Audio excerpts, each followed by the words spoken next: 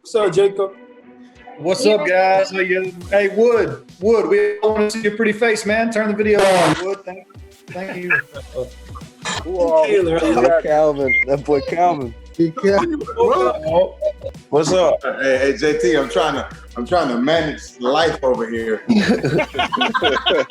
There he is. Hey, man, bring the kids in the show. I knew you were behind that screen somewhere. Russell, you got your hands full, man. Man, yes, I do. How y'all doing? Good. Doing great. Hey, Wesley, man, you make me feel bad, man. I just kicked my son out the room. Yeah, everybody knows Grace. Where did they come from? Yeah. I heard TJ talking about what the young folks said, what the old folks said. Go ahead. We're going to wait for Steve to get on, but before we do, we just wanted to get some of you guys together, especially for our young guys that are on here, to talk about the draft and how important this week was for you guys in your life. And so I want to start with Tim Couch. I talked to Tim earlier. Pressure on me early, huh? Tell us about your experience for the draft. Yeah, so my experience, going to the draft and being in New York, and I knew I was going to be probably a top 3 pick, but I didn't know, until probably right before the draft that I was going to be the number 1 pick. And just being there, having that experience with my family, friends, just getting to experience the whole thing in New York, being called on stage as the number 1 pick, getting my jersey from the commissioner was just really a dream come true, a life-changing event, and something I'll always remember. Well, for me, I was a mid-rounder, and luckily the Steelers took me in the second round. But I had great all-star games, Senior Bowl and blue and white game as well. So, for me, I just received a phone call for the Steelers, which I was surprised in the second round. So I was the 44th pick, and it was a great experience, going to Combine and the All-Star games. Oh, it was interesting because I thought I was going to get picked by the Pittsburgh Steelers, and the Steelers a couple of days before wanted me to fly over to Pittsburgh, but I didn't want to go to Pittsburgh. I wanted to go and be with my family. It was something, of course, that was life-changing and something that, you'd worked all your life waiting for. And so I decided to go to Florida and be with my family. And so rather than being picked in the second round, I ended up being picked in the 5th round by the Raiders. And that was the team that I wanted to go. And it was a great opportunity to be a part of the winningest team in professional sports at the time. So just an incredible opportunity, and five great years I had there before moving on to New England. But it was one of those times that you live for as a little boy and you actually get to live it out. So great time. Yeah, my experience was pretty cool. Definitely in Nashville. Once I got that phone call, man, everything's just changed, man. I got happy. I know going to Jacksonville, I know the defense I was going to was going to be a great defense, and it's a little different now. But they definitely put their faith. They're definitely putting their faith into me, and hopefully, looking at me to be one of the game changers for the next couple of years. And it's something I'm willing to do, and something I'm trying to instill into the other guys around me. And that's for all you legends, man. Y'all pushed me to go harder too, man. Especially Art Still, Jersey guy, man. Jersey.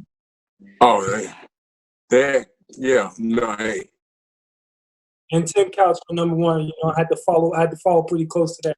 We ain't like Tim Couch and Josh, but some of the other guys, we went like in a middle round, late rounds. The biggest thing for me was people were calling you, and it was your boys calling you, like, "Hey man, you get picked yet? Hey, no, don't call me. Hang the phone up. Did you get picked yet?" Some of the other guys get ready for that because it's gonna happen. When draft came, my mom was like, "Hey, you need to come up. You'll get home." And I was like, "No, I'm not going to get picked in the first 2 rounds. I don't need to get home." And so the second day I went up and I was painting the bedroom in the house. Well, team started calling about the 4th round. Well, instead of giving me the phone, she was answering the phone like my secretary. And so the 6th round came, and the Patriots called and said, "Hey, we're going to take you with the next pick." So I'm getting all excited. And I had like 4 or 5 other teams saying you want to be a free agent if you don't get drafted, things like that. Well, the next pick, the Patriots picked Jay Barker. And I was like pissed. And so I packed up all the stuff in my car. My mom's trying to console me. My brother's trying to console me. And I said, I'm done. I'm going back to UK. I'll figure it out.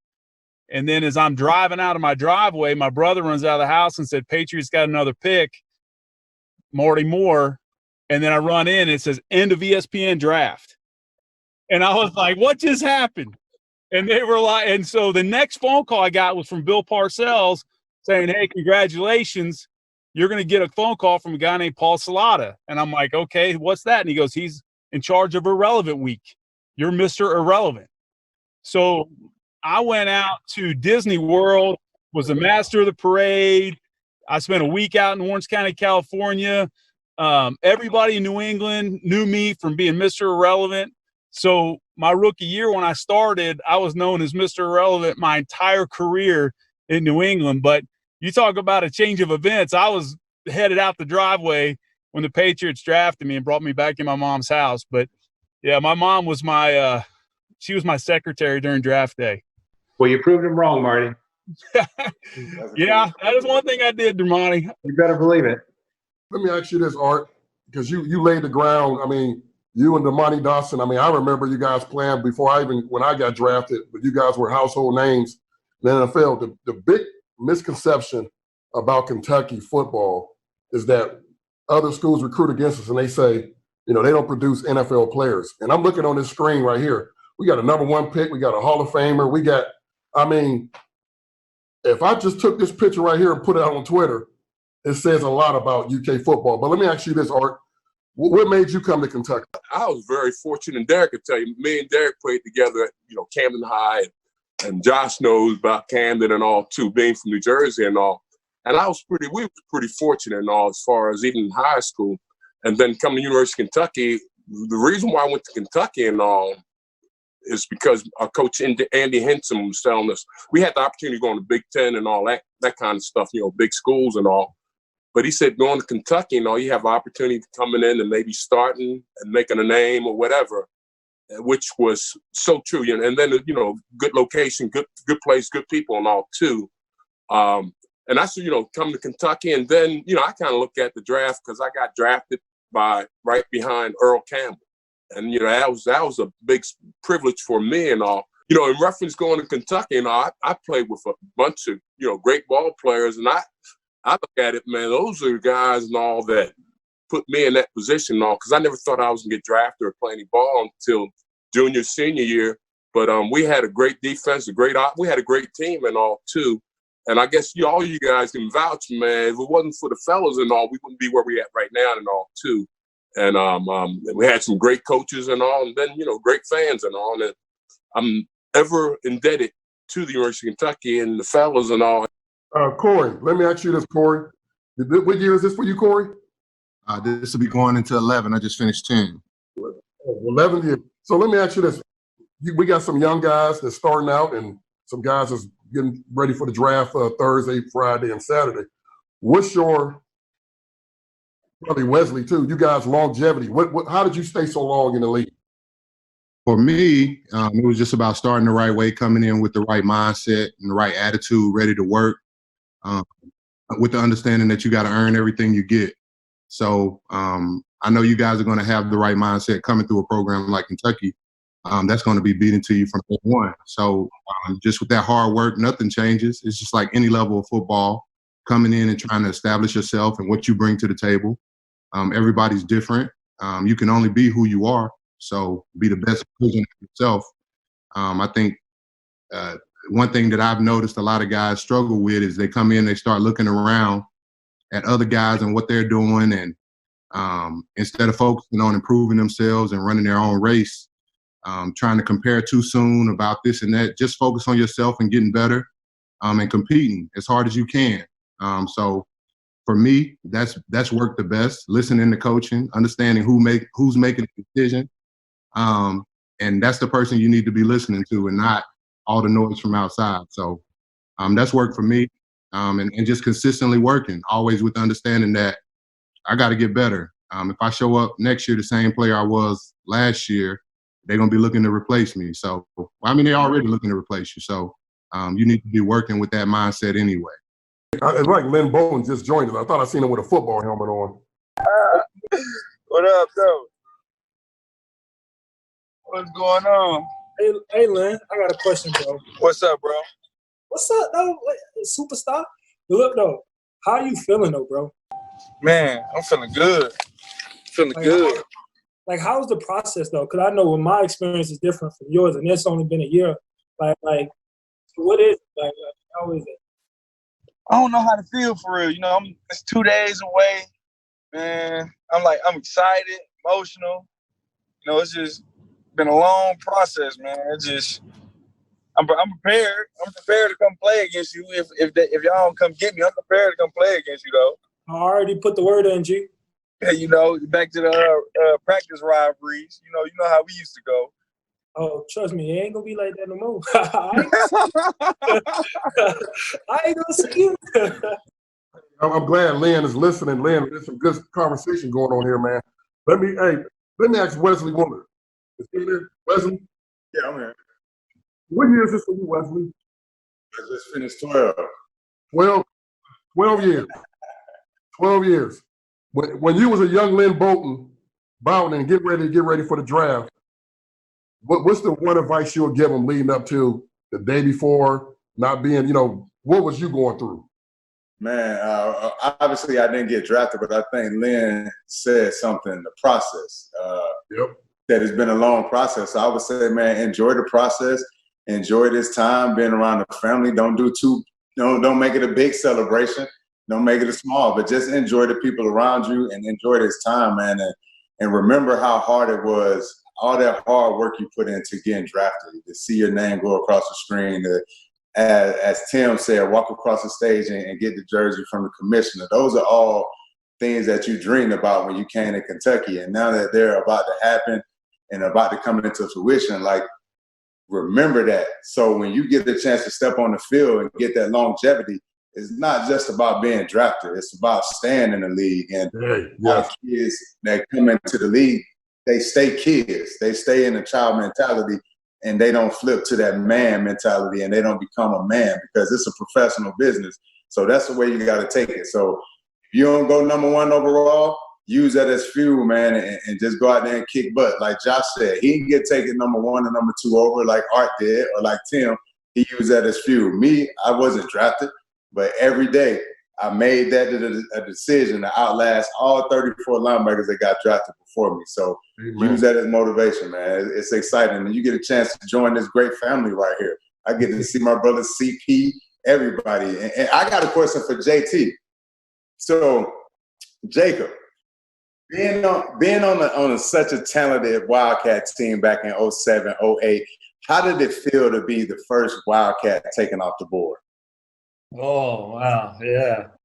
It felt good, man. Hey, I know. We had competition between all of us to see who was going to get drafted. Obviously, we all wanted to go higher, but tell me, how did that feel?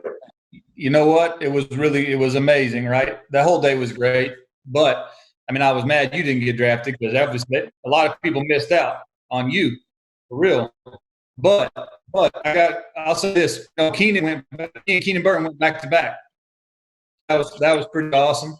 But are there any of those other 34 guys? Are there any of them left, Wood? Is like 17 for you? Are any of them left or no? Hey, I'm the last one standing, bro. The last one standing. Wow. Hold it down for the 08s. Hey, that's awesome, man. That's awesome. You've had a heck of a career, brother. Hey, getting to play with you in the league along, just like we did at Kentucky. Like, man, I hope that for some of you all. I hope that for some of you guys, man, because ultimately, I got to play 3 years in Denver with Wood after everything we did at Kentucky together. And that was some of the most special teams. I played on a lot of good teams. I was fortunate. Got to go to 3 Super Bowls, and we had a bunch of really good seasons, and I had all kinds of different roles, man. And that's the one thing I would tell you guys that are getting ready to go play. Don't be afraid to accept the role, right? Like, work for whatever you want. Go get it. Go work for it. Show what you can do, but don't be afraid to just be who you are either. If the team gives you a role, take it and excel at it. take it and excel at it. It makes you valuable when you can excel at whatever they're asking you to do and do that over and over the right way. One more question for A2. A2, man, a lot of us don't really get a chance to see that background of what it's about the draft area, the draft room. You know, man, you're in that process. Like, what's the life inside of the draft room, if you can expound upon it? You know, being in my second year with the 49ers, man, and getting to, you know, report directly to our GM, John Lynch, and just understanding, you know, what we're looking for in terms of, you know, the player makeup on the field and our grading scale, but also, you know, the type of player we want in our system, man. It's really a blessing to be able to see how we're building this thing and the different factors that we all consider when it comes to it. So, like, I think it's basically taking, man, as many sets of information together and putting sets of information and putting them together, and then, you know, trying to make your best decision from it. It's been cool, you know, having a part and understanding like the character of players and interviewing them and talking to them and watching them over the career and calling, you know, coaches when, you know, we got a question about a guy, I can easily call Coach Morrow or touch base with anybody else at the university to say, hey, man, what's the scoop on this kid? So it's fun seeing that process. And then, you know, as you all have done, man, so successfully, like working with you as soon as you hit the organization and helping you accomplish your goals on the field and be that mentor and that, you know, lifeline that you can talk to about your issues. And then, you know, helping prepare you for life after the game, because, you know, as it was said earlier, you know, that's going to, you know, be a lot more of what you do anyway. So let's try to start, you know, making sure you're creating a legacy that's going to last for a long time. That's what's up. So what you were saying in short was y'all got space for Lynn in that backfield, I think. I mean, a lot of people saw the film up, you know, that was in our GM's office during, you know, the last month or so. So there's definitely some eyes out there. Hey, but congrats to you, man, on doing your thing, bro. Yeah, say, Lynn, come on. Come on, man. Hey, also, you know, your owner from Youngstown now. I know I did. Exactly. I'm on high school. Man, y'all told me that, man. I'm thinking he gonna get me.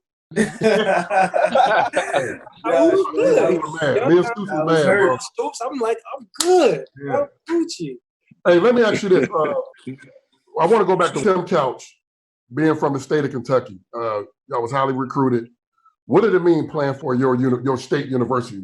How was it for you, then playing in the league and then coming back, you know, business adventures and all that as you played at the University of Kentucky? It means a lot to me. It means a lot to me, Coach. It means a lot to me. And that was one of the coolest things about the teams we had back then. We had so many people that really cared about the university. And now, you know, getting to go play in the league as long as I did and being on those teams and coming back here and being in this community, being in Central Kentucky. I mean, you know, it's all a dream come true for me. I love this place and, you know, love this university. So, I think, man, I just encouraging all the guys on here, you know, the younger guys especially, look at all these older guys, like, and it's ultimately it's all about relationships.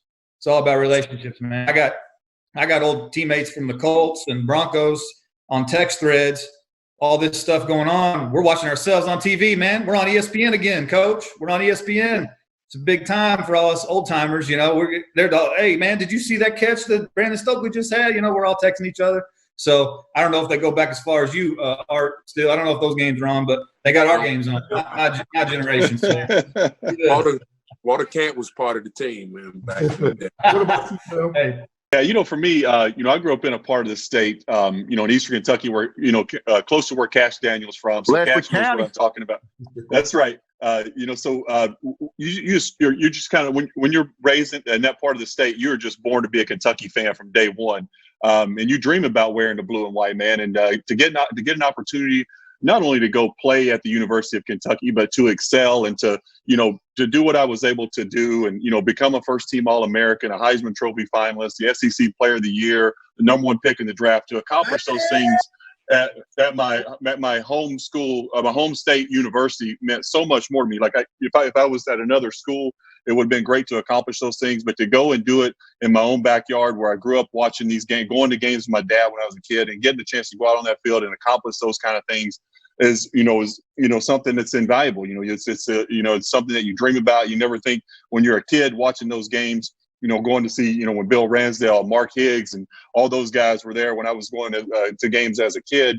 you never thought you'd actually be on that field. You know, you dreamed about it, but it just seemed so far-fetched. But then you get an opportunity to go out there and you start playing and playing well, and it means so much to you. And, you know, now coming back, once my NFL career was over, moved right back to Lexington because I knew it was a place I wanted to be. And my brother and I started a wealth management company here in town. And, you know, just the business opportunities that came along with me, you know, staying in home at my home state school and playing here and getting a chance to come back afterwards. And the opportunities that presented for me was tremendous as well. So it meant a lot. It still means a lot. And, you know, I'm happy, and it's the best decision I made going to the University of Kentucky.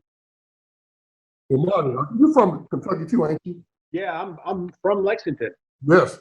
Yeah, and graduated Bryan Station as well. You know, for me, it was an honor to play at UK as well. But there was also a girl involved while I went to UK. You know, my girlfriend at the time, she was a junior. I was a senior, but I got a scholarship offer to Michigan State and UCLA. So she wanted to go to Ohio State. So I said, well, why don't we compromise? We'll both go to UK, and I'll be there waiting on you. So that's my story. That's how I attended. You know, came to UK. It was an easy decision. I mean, Kentucky was my first offer, and honestly, at the time, you know, I had a lot of people trying to tell me, you know, don't go to Kentucky. I went on visits to Ohio State and Michigan, and everybody, you know, asked me. I want some recruits to be listening. No. Well, I'm saying I would go on all these visits, and I would tell people, you know, well, I'm considering, you know, all these schools, and I'm considering Kentucky, and they would say, oh, you know, I don't know about Kentucky or this and that. And one thing I always hated in recruiting was, don't talk to me about Kentucky, you know, if you're not Kentucky. They're not talking about you. So, you know, at the end of the day, you know, I'm going to make a decision that I think is best for me. I really enjoyed the people that I met there, the coaching staff, the players that I played with, and just being home and my family being able to see me play and the love that the state has shown me. It couldn't be a better decision. Now, let me ask you this. So, CJ and Lynn, because we went through a phase, like you guys, man, y'all were awesome. Then we went through a phase where, you know, we did lose at Kentucky. And then we started recruiting over again. And getting guys like Lynn, I want to ask Lynn and CJ, y'all both were high 4-star guys, big-time guys coming out of Ohio. CJ, what was your reason? Why did you pick Kentucky? I felt like Kentucky went like above and beyond in the recruiting process compared to other schools. Like I always felt like there was major love every time I came and visited there. Like it wasn't just the position coach who was recruiting me or just like that, barely the head coach that knew me. Like every single person that walked through the door like knew who I was. And I mean, it could have been Biggie or it could have been TK. It could have been you. It could have been Coach Stoops. It didn't matter. Jim, Matalino. Like everyone knew who you were. You felt like super special, and just like that stuck with me a lot. Like I felt important. I felt like I was going to be part of a change. I wanted to be part of a change, and that's kind of, you know, that's what stemmed for me. Hey Wesley, what I want to say to you, actually, Wesley, like some of these guys ain't gonna get, if they get drafted, they don't get drafted. You was a free agent. You going in the year 12. When you didn't get drafted, were you disappointed, or what was your take on that? How did you go about it? Man, I'm gonna take you back before I didn't get drafted, since I see one of my brothers, Travar Lindley, on here.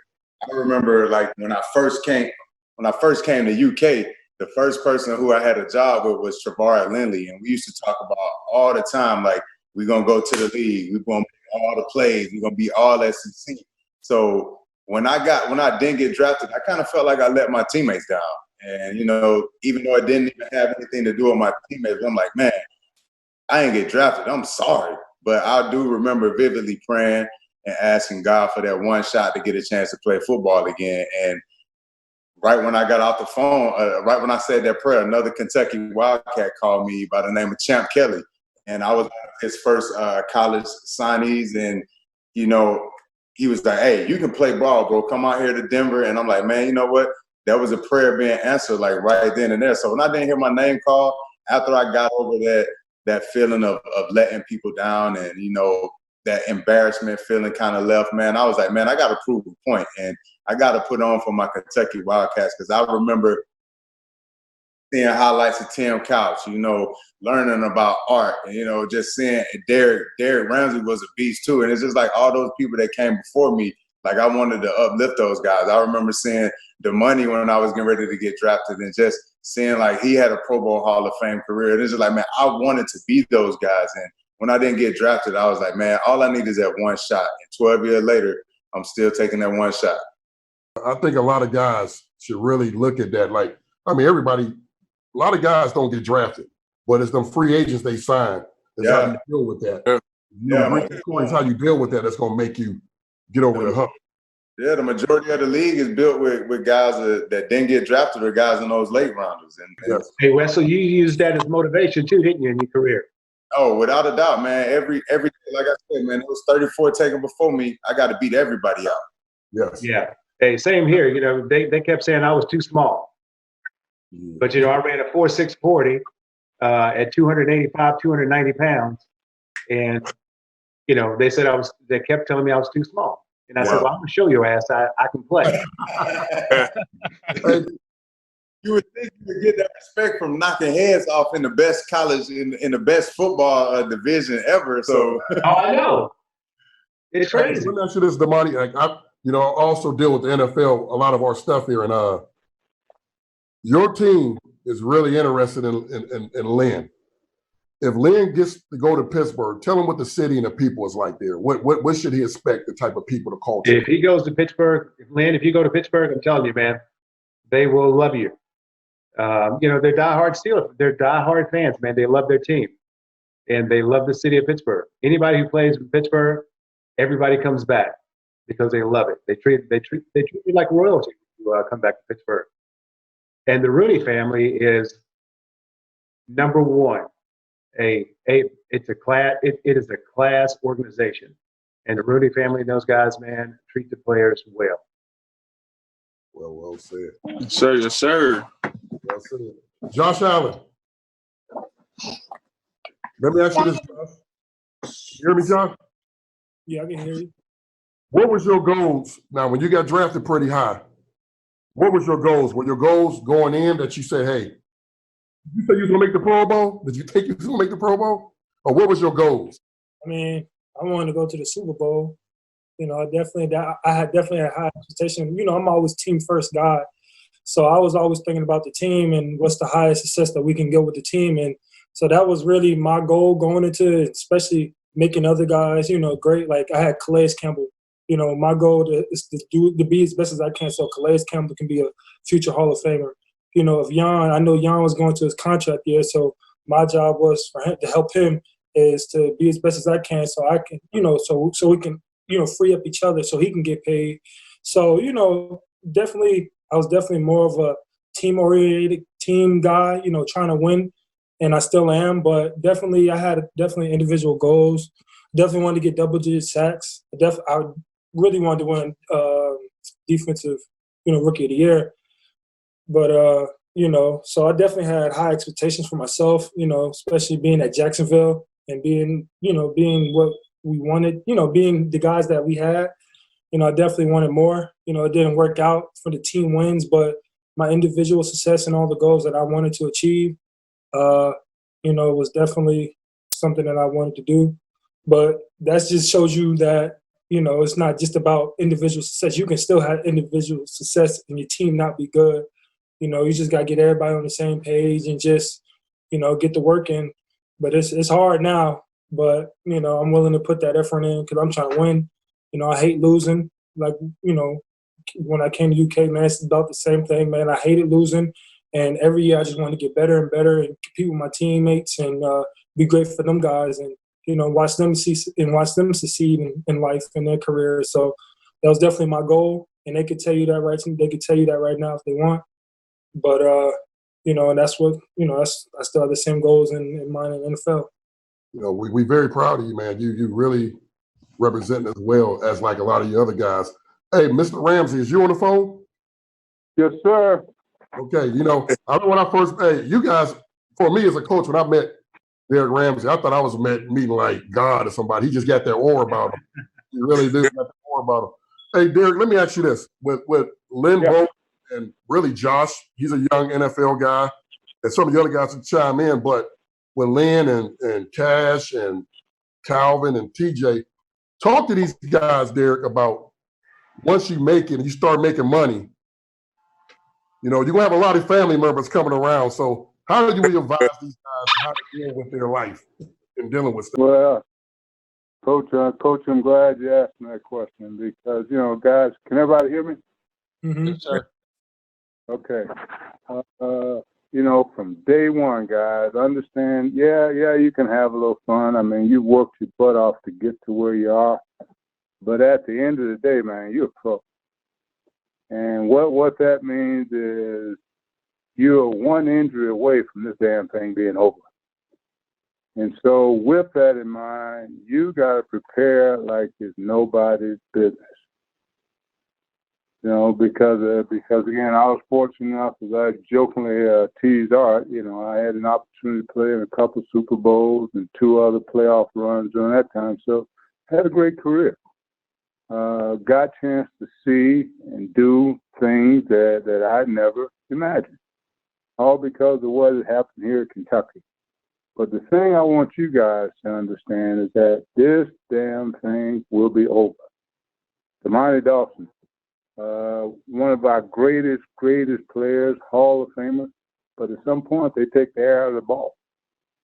That's just kind of how it is. Same thing at Art Steele. My friend, since we were 15 years of age, we came here together. We're going to take the air out of the ball. So what I want you guys to do, man, you know, and I follow these stats closely now. 78% of the guys, they leave the game of professional football 2 years removed, they file for bankruptcy. I want that for any of you guys, man. I mean, the money that you guys are making today, if you're smart about it, you will never have to work again. And what gets me excited, guys, is when I talk to guys about that next move. And I hope you guys have long careers. As I listen to Wesley, I remember when he first came here, a little skinny kid, I said, man, this guy's tough, though. And now 12 years later, he's still getting it in. I remember when Big Corey came here, you know, still getting it in. They're fortunate. But at some point, this thing is going to end, guys. And the thing that nobody wants to hear is this, what I used to do. If folks don't ask me about whether I played or did I play, I don't even bring it up at this point. That was 40 years ago. Had a great run, some great friends, but you got to start preparing for what happens next. You know, while you're in the game, guys, you're a pro. And that's what being a pro means, being able to turn it on when you have to, but also thinking about what the hell's happening next. That's the thing I want for you guys more than anything. You know, so that your lifestyle that you had as a player, it doesn't have to change. You know, but what you need to do, guys, the guys that are in the game now, develop these relationships. Yep. Because your biggest chip right now, that you're a professional athlete, everybody wants a piece of it. So you got to use that while it's in your favor. Jacob came and talked to our team, and I was a rookie in 1991 when I got drafted. And I remember what you was talking about, Jacob, where when you broke down your signing bonus, what you actually get, we don't understand. I remember my first contract, my first check, I wasn't even hip to taxes. And you think you're making $300,000, and after you look at it, you break it down, you're really only making like $120,000. So, Jacob, remember when you came in to talk to our team about that, about the finance part of it? Yeah, that's a great blessing for me. It's what I get to do now, right? I manage wealth for athletes, non-athletes, everybody in between. But one of the coolest things I get to do is work with players. And, you know, it goes back for me. It's really, we got a lot of neat things we can do to help guys and manage money the right way. Probably the coolest thing, though, is I think it's really a mindset from the player side. It's a mindset about, and I remember when I was a rookie, I don't know if they still talk this language, but I liked it, and it made a difference for me. But it was, man, the NFL is not a career; it's an experience. And I mean, very, very few guys. Wesley Woodyard, he's going on year 20, and he is not gonna be done when he gets done playing football. Man, the man has other things he wants to do.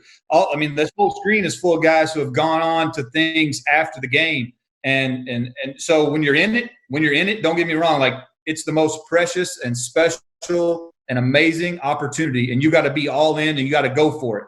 and you got to be ready every day or it'll be gone.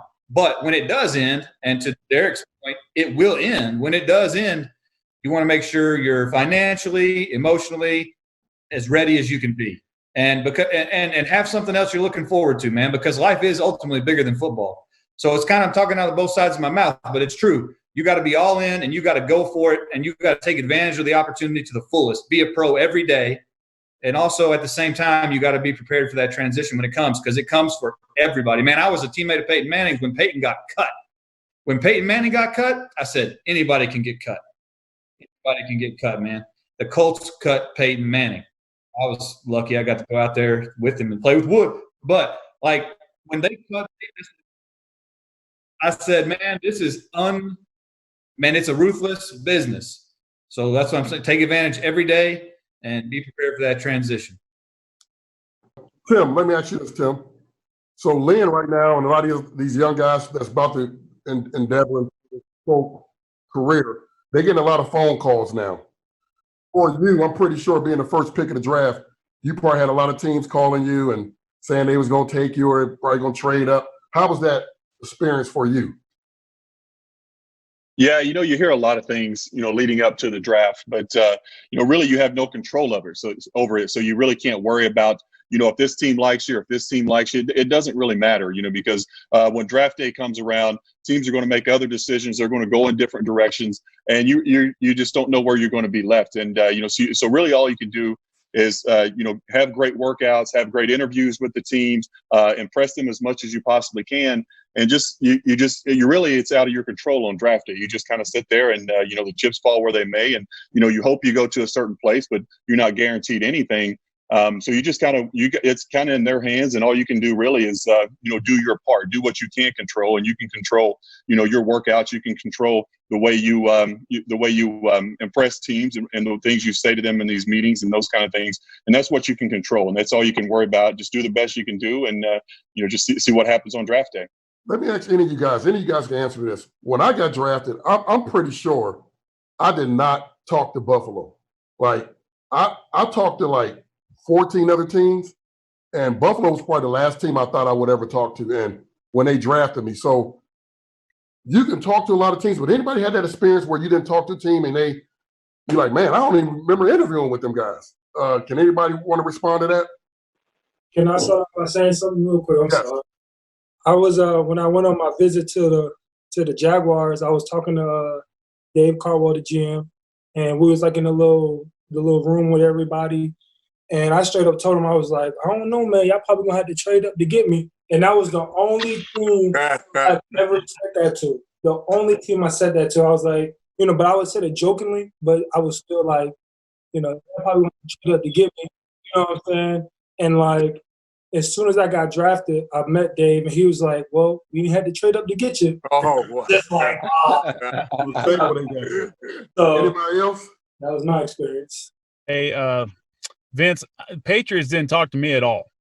Al Groh was at the Combine when I was working out there with one of his friends who was linebacker coach of the Dolphins, and Mike Archer and that guy were really good friends.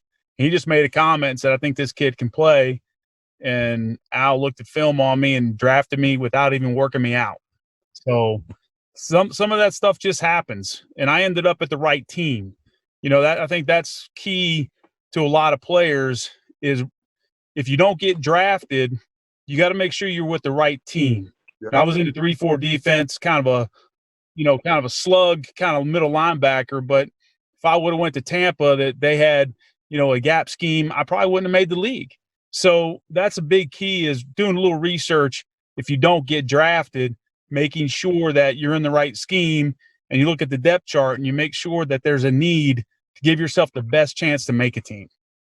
Hey, that's a great point. If I can add on to that, Marty, too, to go back to my story not being drafted, I had to make that decision in a matter of 10 minutes, doing all of the breakdown, the roster sizes, the defense, like you said, for guys that aren't going to get drafted. That's huge because, like Marty said, he goes to Tampa, he might not make the squad. He might not get a chance because that's not the system that's fit for him. So the guys that don't get drafted, you might get reached out to about 6 or 7 teams that are going to tell you, all these amazing things. We wanted to draft you, but we just went in a different direction.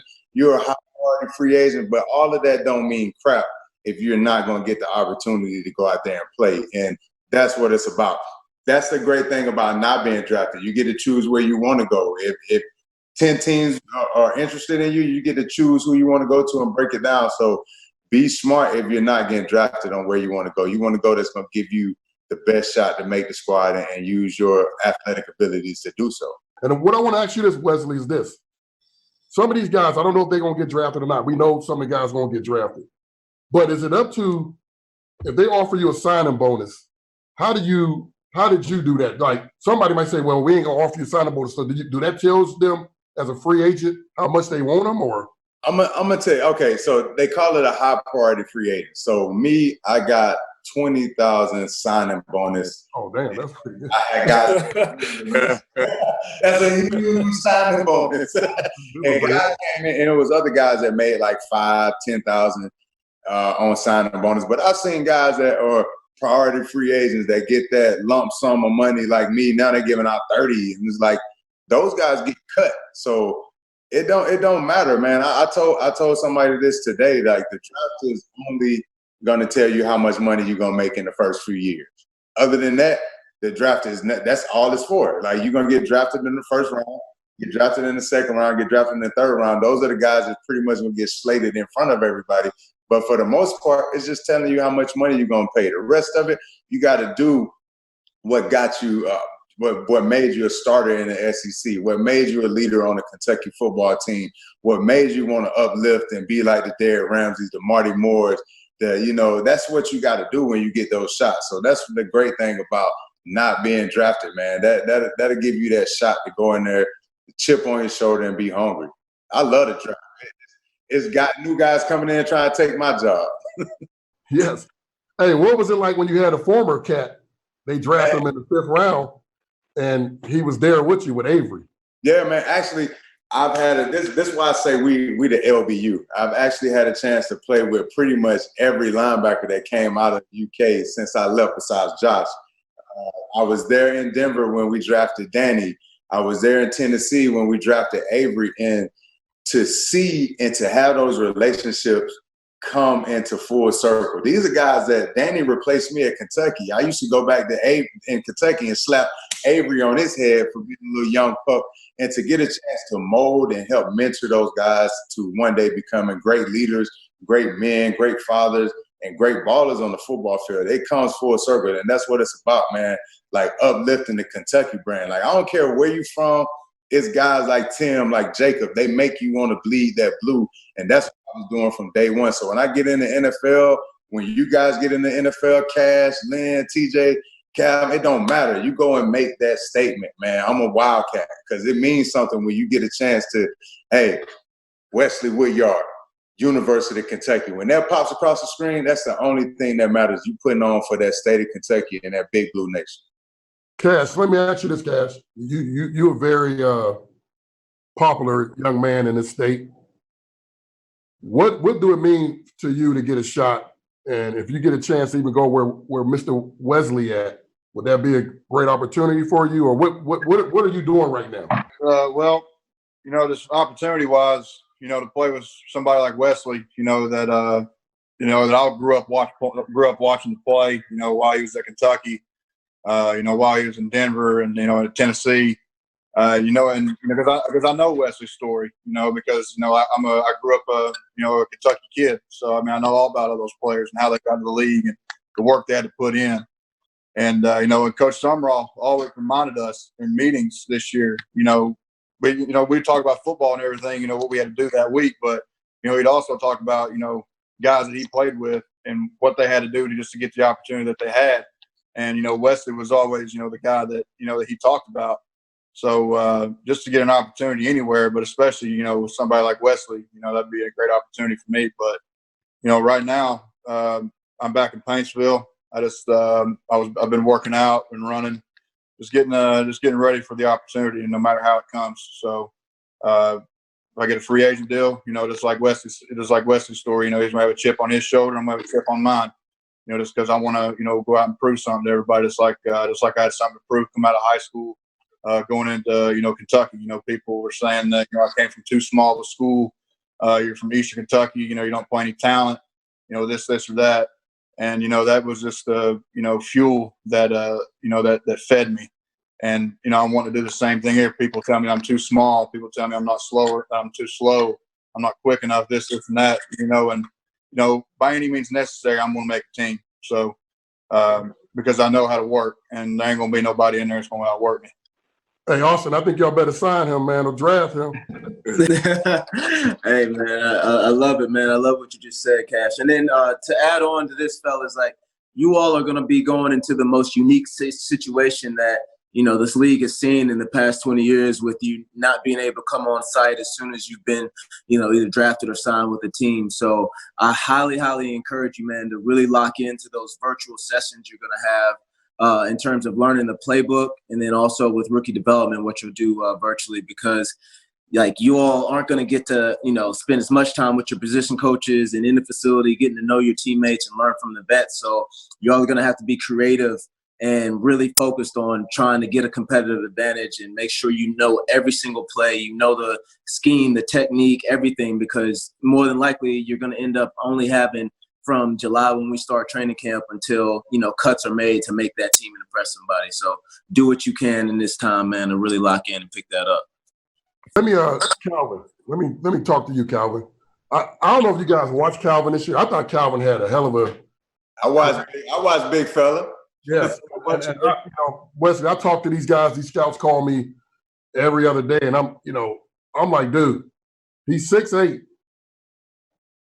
I thought he was very productive, and a lot of people like you, Calvin. What's going through your head right now, Calvin? How your workout's been going, and where your mindset is right now?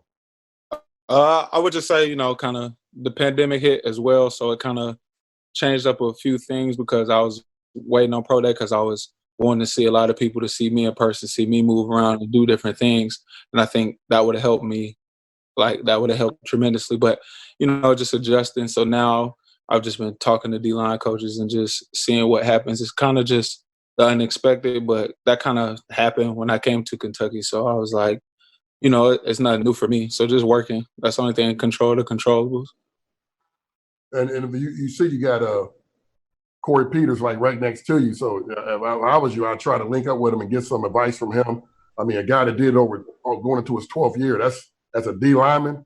That's a pretty good honor, man. And that tells me you know how to be a pro, and you still a pro. Huge honor.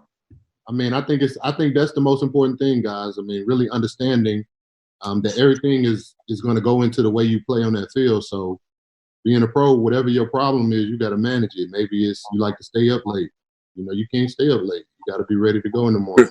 I just want to say, it's, to me, as being a coach here, man, it makes it a lot easier. And I'm saying for every one of you guys have really been, when I bring kids in and we talk about great players that have been here, I mean, it's been an honor for me just being a coach and coaching at Charles University. We try right now to keep this thing going, so you guys would be proud of us, and we can keep putting guys in the league. I mean, when I look at Damani Dawson, I had no idea that you played here. And when I first came here, and I was like, oh my God, Damani Dawson played here. I'm from Youngstown. So, and we played them games. We used to play y'all when I was in Buffalo. We had some battles. But man, it's just an honor, really, to be talking to you tonight. And really with a lot of you guys, man. You guys are a big inspiration. We hope you guys come back. We love to see you guys come back. And, I see Tim and Wesley around. And now it's funny, CJ is a alum and Josh is an alum. I mean, you just feel like these guys just came in here. But I just want to say thank you guys for doing this. Wesley, man, I take my hat off to you, brother. We need you to talk to our team a lot. When you talk to us before that Vandy game, man. Hey, no doubt. Hey, that was the one right there. That was the one. I told Derek, I told Coach, the coach from Vandy, I said, man, we need to have Wesley talk to us all the time, because we were on point that game, boy. I don't remember that game, Kat. Hey, that blue is in here. It's in my veins. When I get around, I come alive, man. Let me thank you, man. What's up, buddy? Because one of the things when Art and I came here back in 1974, the crazy part is that we were originally going to University of Michigan, and once we decided to come to Kentucky, all of our friends kind of laughed at us. You know, they said, "Man, y'all going to Kentucky instead of Michigan, man? What the hell's wrong with y'all?" You know, but the interesting problem is that when you're used to winning, that's all you know. And so it wasn't a matter of how we were going to win. It was just a matter of when we were going to win. I mean, that was the attitude we brought here. And so it just, my heart is just filled with joy. And I've had the opportunity to come back and talk to the team to see where we are now. Because this is where I thought we should have been 4 years. And so now when I get to go over there, because I'm certain, guys, you know, when you get up there in the league, I know when Art and I were in the league, in our class, we had 10 guys who were drafted in the NFL and CFL that year. Jesus. And so when we got to the league, you know, we didn't get to play Alabama, but Ozzie was a friend of mine from way back. He was a great tight end over there. And we talked. We said, no, y'all did not want to play us. You know, I had some friends over at Oklahoma. No, man, we want to play y'all. And so when you get in there, after you smack these folk around, man, after you smack them around and kick their butts, they know what's going on in Kentucky. Yes. They know. And so, Coach, thank you. Coach, I just want to thank you for staying with us. You know, you've done an incredible job, and you've had a lot of great opportunities, but you choose to stay here. So I want to personally thank you for your commitment to the Big Blue Nation.